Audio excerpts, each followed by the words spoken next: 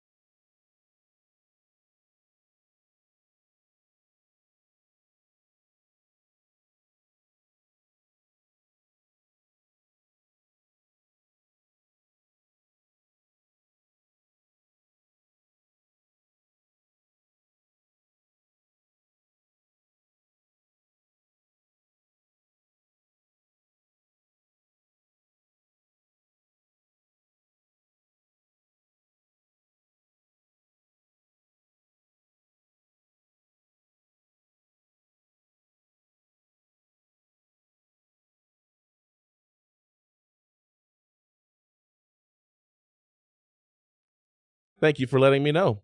My mic wasn't on. I apologize. All right, here we go. We got about 2 minutes, 52 seconds. We'll call that the buffer factor. Thank you, Takashi69.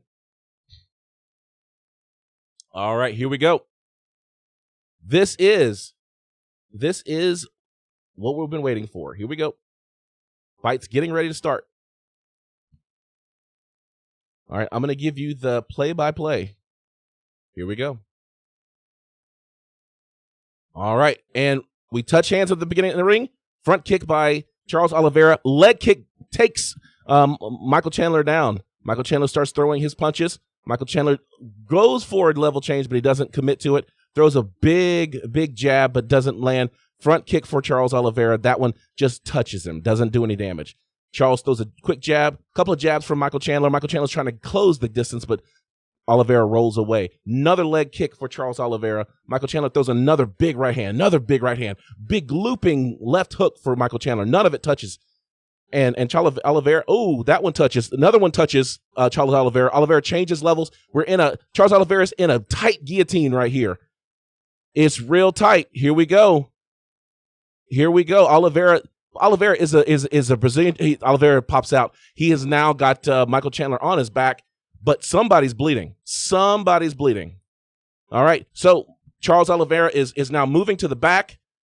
Oh, look at that. Charles Oliveira has one hook in. He's got an arm around the head. He's got a second hook in on Michael Chandler. He's on Michael Chandler's back now. So this is not good for Michael Chandler because we're 3 minutes, 48 seconds in the round. And so and so here we go. This is a challenge. Double hooks in. We're going for rear naked choke. Rear naked choke right here. And we've got 3 minutes, 36 seconds left. Michael Chandler's trying to stand up. Now it's a full body. Michael Chandler tries to go a full back fall, try to break the hole, but he can't do it. So now we've got Charles Oliveira's got a full body lock, looking for a rear naked choke. Michael Chandler is trying to defend. He's got two hands on one. That is the proper defense of a rear naked choke. You've got to control the hands. Otherwise, Charles Oliveira has a big old cut over his eye. I don't know what that is all about, but now we've got one hand, but it's not under the chin. Not under the chin right now. And so now it's two hands on one. Michael Chandler is holding and controlling, trying to get out of this round. Oliveira is looking for a place to punch, and he's landing punches, really an exposed rib. And so now, Michael Chandler so strong, reverses, and he's right into almost an arm triangle, almost an arm bar, but Michael Chandler is so explosive. He's giving up his leg. But now Oliveira's choosing to just pull guard. He's waiting. Michael Chandler's standing up over Charles Oliveira, throws a kick to the leg, but he's not really doing anything. Michael Chandler's posturing up, trying to throw. Charles Oliveira's throwing his legs up. He tries to do an up kick. Michael Chandler's throwing, but you got Charles Oliveira laying down in the middle of the ring. Michael Chandler standing over top of him, looking for a way in. It's a very dangerous thing, but Michael Chandler's game, so he's kicking the thighs. Charles Oliveira stands up, and we are back reset. Michael Chandler throws a big shot there. Charles Oliveira circles out. Michael Chandler touches him again. It looks like it's over. Charles Oliveira's taking a lot of damage. Charles Oliveira is taking a lot of damage right now. He's on his back. This fight probably could have been stopped. Michael Chandler is doing tremendous amounts of damage right now. We got 1 minute and 39 seconds. Michael Chandler is now in full guard, in Oliveira's full guard, grounding and pounding him right now as we speak. So Chandler is just so big and so explosive. Oliveira just seems like he just doesn't have enough strength, throwing his legs, trying to get his Brazilian jiu-jitsu. But, it's one of those things where Chandler is just too big, too strong, and Oliveira this is not the fight Oliveira wants.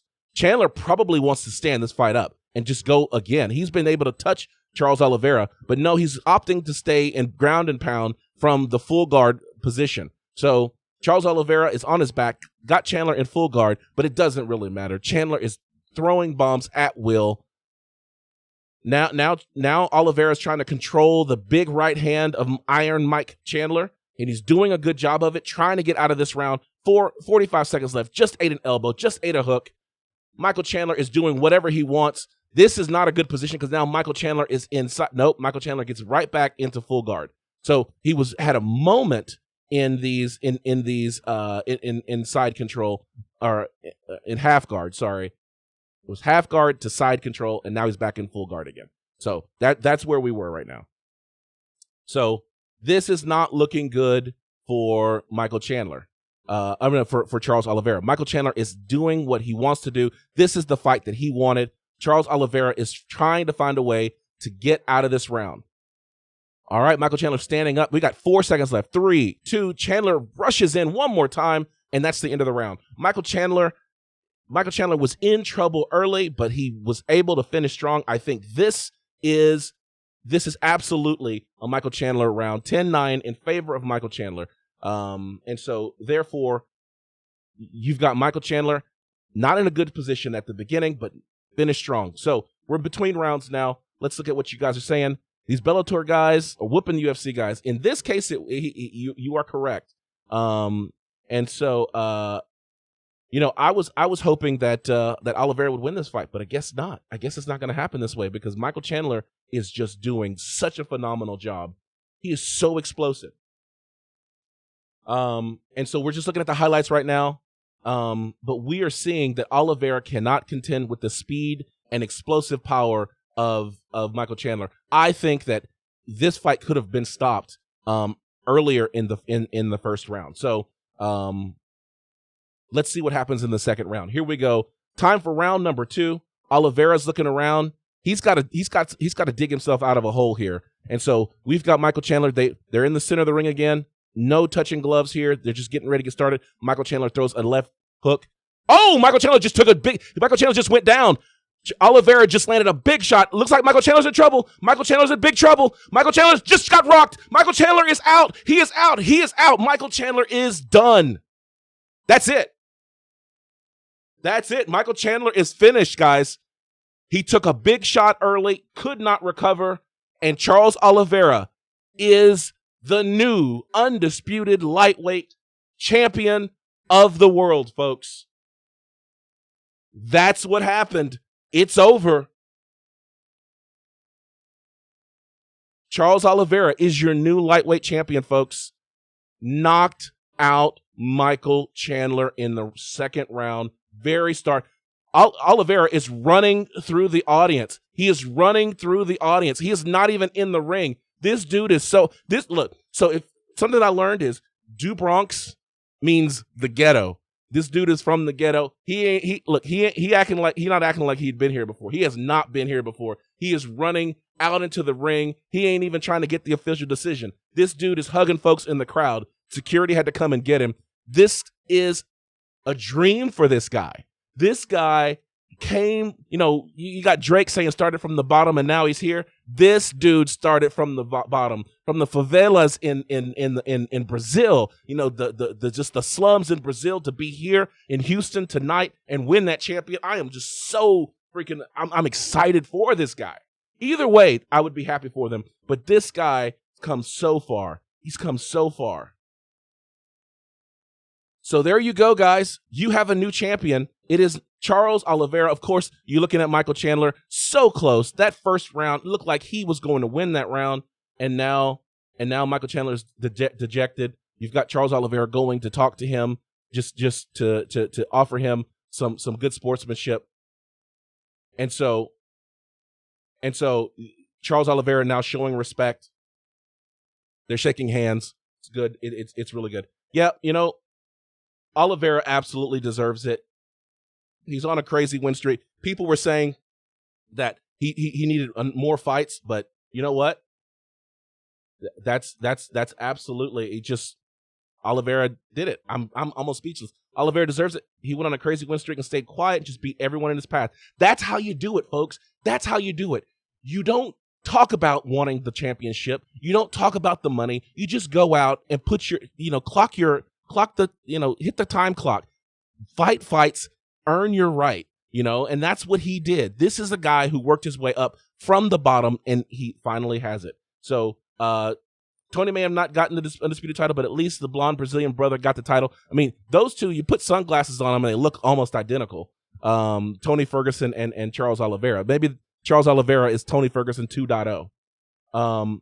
Hey, Thank you so much. Check out Combat Sports Talk. This is something that we do every week. Support us. We need supporters. We need more listeners. We're on YouTube. We're on everywhere you guys find podcasts. Please support Combat Sports Talk. I do work every pay-per-view, every one that I can. So if you need commentary for a main event, I try to do it for the main events and any of the title shots. So I'll be back next month with for the next one. So I love this sport. I love this sport, and I'm just so excited for Charles Oliveira. Look at him; he's crying right now.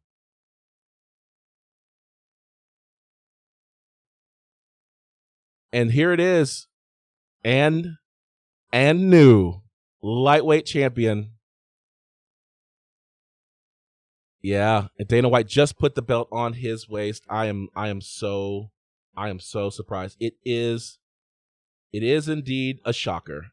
It is a shocker. Charles is the lightweight king. Dustin Poirier is the people's champ, best lightweight on the planet. You know what? It is time. We got to see these two go head to head. I think Dustin Poirier would be a great first title defense for Charles Oliveira. You know, let's see that. You got Justin Gaethje looking for that fight. You know, let's line them up. Let's see what he can do. I'm super excited for this, guys. I know I just keep repeating, but what a way to end this fight. So now, so now they're just doing the post fight.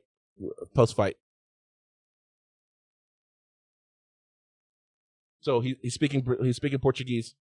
So we're waiting. Poirier gonna get the belt regardless? Maybe.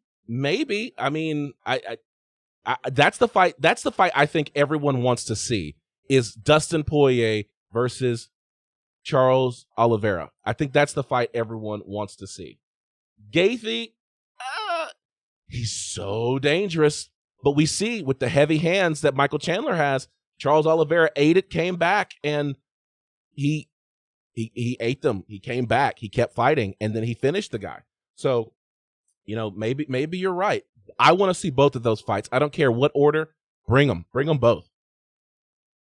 I like you. I like this. Gaethje versus Dariush, Chandler versus RDA. I like that. I like those. And then you do Poirier for the title with Michael Chandler.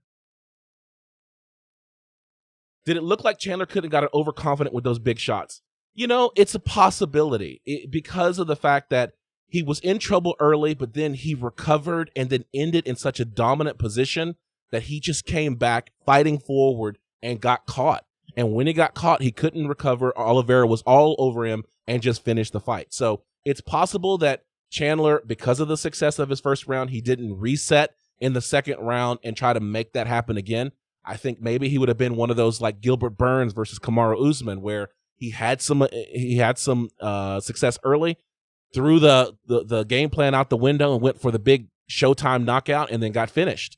So it's quite possible. I think that's a good question. Thank you so much. I appreciate the the comment there. Please support Combat Sports Talk. That's my podcast. We do this every single week, and I am here doing play-by-play for you guys every pay-per-view. So please do support us, Combat Sports Talk. We're everywhere you want your podcast from. I don't agree with you. I don't agree with you. Usman is not afraid of Covington. Number one, because Usman's already beaten Covington. Since Usman beat Covington, the only fight Covington's had is against Tyron Woodley, which Tyron Woodley was on his way out of the UFC. So it's not a quality win anymore. What we want to see is Colby Covington actually fight a top-tier guy, but Colby has been okay with beating Tyron Woodley and then saying, I should be next. And we don't want to see a rematch with him not making noise the way that someone else might. So, I don't think that it's a notion of fear. I think it's one of those where it's a grueling thing for Kamaru Usman and Colby Covington because of Colby Covington's, persona being, kind of that what's up nerds and all that kind of stuff, that thing that he does in social media, it's a tiring thing. And I think that Kamaru Usman doesn't want to give Colby Covington that platform to do that again. So that's what I think. But thank you for that comment. Oliveira versus Ortega, Oliveira versus Burns would be interesting fight stylistically. Yeah, but Ortega's like 145 and Burns is 170. Like, I don't know. I don't like crossing the borders. It would be an interesting thing, but I think Burns is too big for Oliveira. Honestly, I think you just stay there. Favela wins. That's right, Favela. That's the. I have gone to Brazil. I've been to Sao Paulo and I've passed the favelas, and when you see it your heart goes out to the people who live there. But to see somebody come from the favela and now emerge as the champion, that's that rags to riches story. That's that thing that gets us all excited about watching pay-per-views and watching this sport, because at the end of the day, it's my heart versus your heart. It's my skill versus your skill. We're the two locked in the ring, and one of us is going to emerge as a winner. And it doesn't matter where you came from. It matters what you brought. And that's what Charles Oliveira did tonight. He brought all of Brazil with him. He brought his experiences. He brought all that training to beat Michael Chandler, who is a game opponent. I can't wait to see what else Michael Chandler does when he comes back. All right, let's see here. The only other Brazilian UFC lightweight champion is RDA. This is true.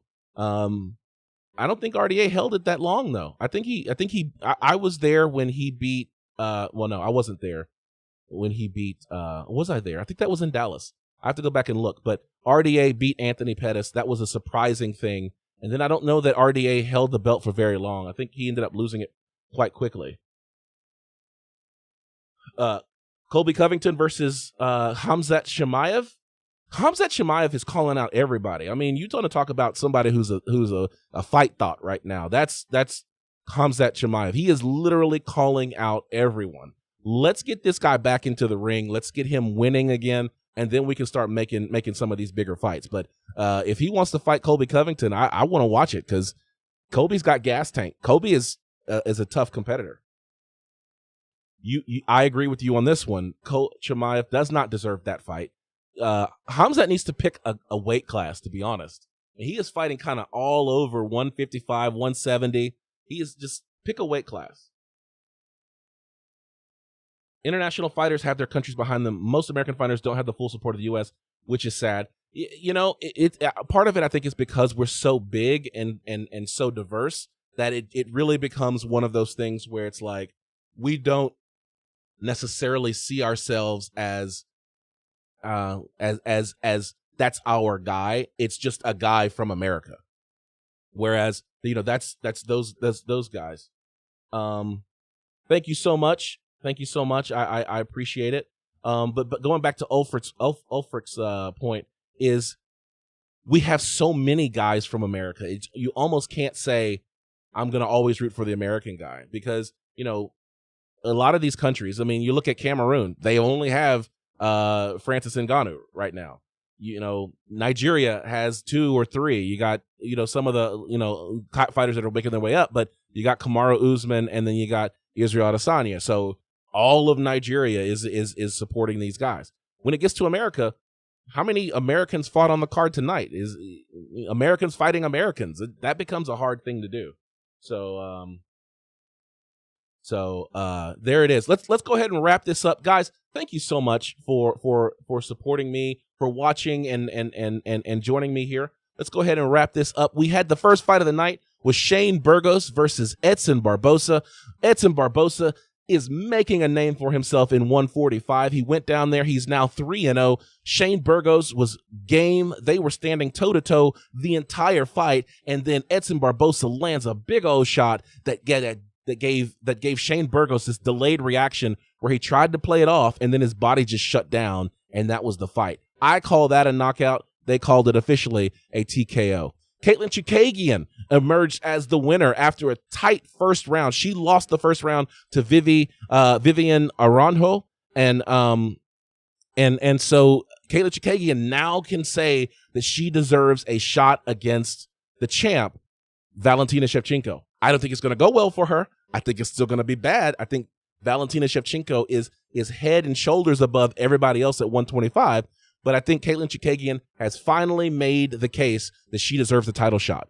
Matt Schnell, born in Mississippi, made his way to Texas as fast as he could, based out of Houston now, lost his fight to Rogerio Bontorin. And that fight, when you look at Matt Schnell just seemed like he couldn't pull the trigger. He wasn't aggressive as he needed to be, and Rogerio just did his work. Beneil Dariush did his work against Tony Ferguson. Tony Ferguson now has lost another fight. This is his third in a row. The question now on everyone's lips is whether or not Tony Ferguson is going to be on that list of 60. Is Tony on his way out, or is Dana White loved Tony so much, like he has loved the Cowboy Cerrones and some of these other fighters who have lost, but he's kept them around, given them fights? Is Tony Ferguson on his way out, or are they going to give him another fight? And then in the main event of the evening, Charles "Du Bronx" Oliveira defeated Michael Chandler via TKO in round number 2. Got some other comments coming in. Your girl Andrea KGB Lee got it done by stunning submission. Her first year in nearly 2 years. This is the thing. We've actually got on the Combat Sports Talk podcast, we got a little bit where we joke about Valentina Shevchenko and her sister Antonina Shevchenko. That Antonina is that even though she's the older sister, she's like the little sister who's not as good as her big sister kind of thing. And when you look at Kamaru Usman and his brother Muhammad Usman, Muhammad lost, but Kamaru Usman is like on this big win streak. And so we've got all this back and forth on the Combat Sports Talk podcast about Antonina Shevchenko. Andrea Lee looked great against Antonina Shevchenko. Basically came out there, was winning the first round, won and finished the fight. Americans have so many different personalities. Someone who lives down the block from you can be someone you hate or just don't relate with. I think that's fair. I think that's fair. And I think when you start looking at it, you got someone like Colby Covington who is so polarizing. Half of America likes Colby Covington and what he does. Other half of America doesn't like it. But at the end of the day, he wraps that American flag around his shoulders. It should trigger a little bit of something in all of us. But because of that shtick that he does, he becomes divisive, and it becomes a red or blue thing. You know what I'm saying? Let's see here. We already looked at that one. I think Tony stays for one more. If he loses, he's going to be gone. Yeah, I think 4 is probably the number. I think that maybe Dana White will have a conversation. We'll have to see what they do in the post-fight press conference to see if Dana White is going to say, we'll give him one more and let him kind of go out on his own terms. But the fact is that he had that nasty armbar from Charles Oliveira in the last fight. This heel hook, that tore up his knee in this one. I think Tony's probably carrying too much damage to be able to continue to fight the way that we have seen him fight in the past. Is Tony's career finished? That is the question we are asking ourselves. Is he going to be part of the 60, or is Dana White going to give him another chance? Let's see here. I don't think Dana White's on suicide watch. I don't think that that's the case at all. I think that Dana White got exactly what he wanted. He got a stunning finish. I know that he wanted Michael Chandler. Michael Chandler is more marketable as a champion than Charles Oliveira. So, that's going to be a problem, because the UFC now has to figure out, how do we take another champion who doesn't speak English and make him a superstar? Because it's so much easier to market a champion to Americans when they speak English. And so it's going to be a challenge. But when you look at the highlights, Charles Oliveira has all of the highlights that you need to be able to turn him into a superstar. So I hope that the UFC puts that money investment in that. How good was Charles Oliveira tonight? Championship good. Championship good. He was fantastic tonight. I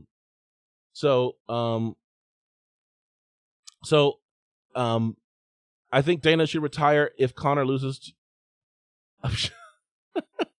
Okay, all right.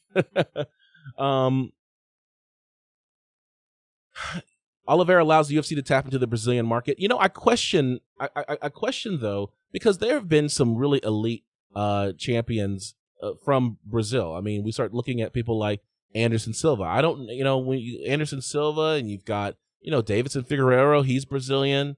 You know, you've had the opportunity. Amanda Nunes is a great example.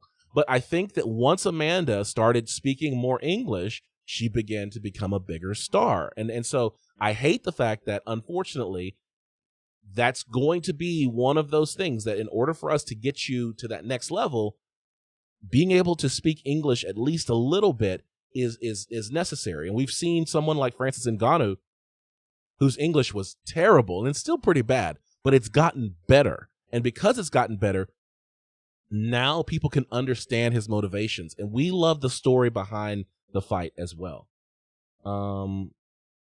How is the lightweight division moving forward now with Oliveira as champion? I think that there's a couple of things that we talked about already tonight. I think that what we believe is that the first title defense for Oliveira should be Dustin Poirier, if Dustin Poirier wants that fight.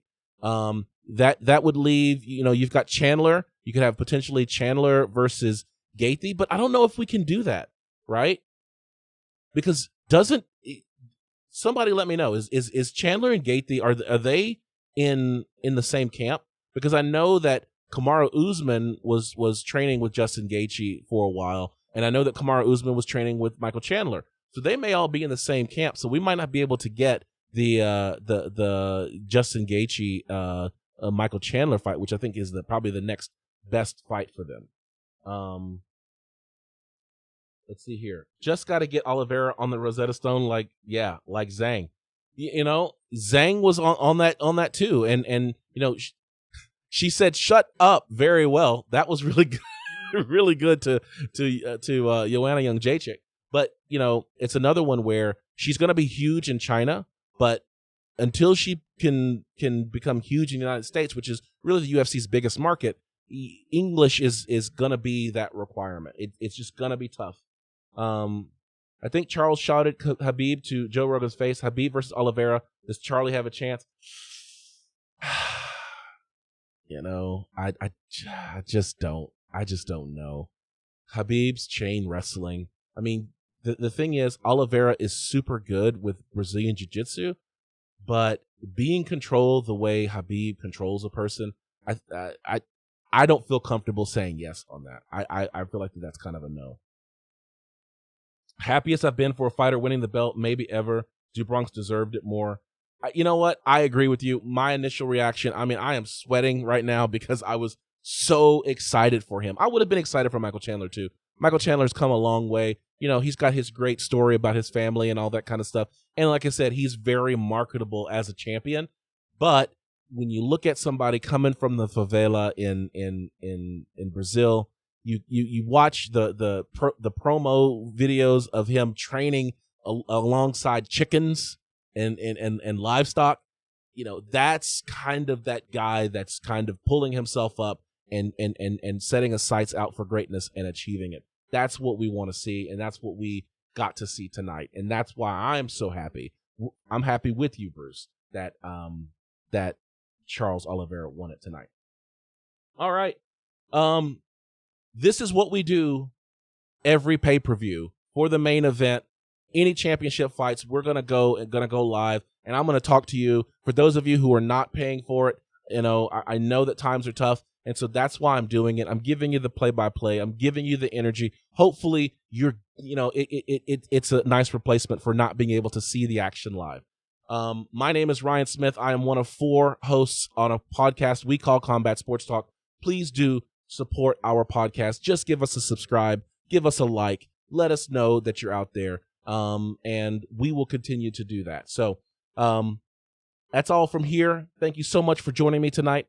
As always, this is a reminder to always keep your hands up, your chin tucked, and throw bombs. We'll catch you next time.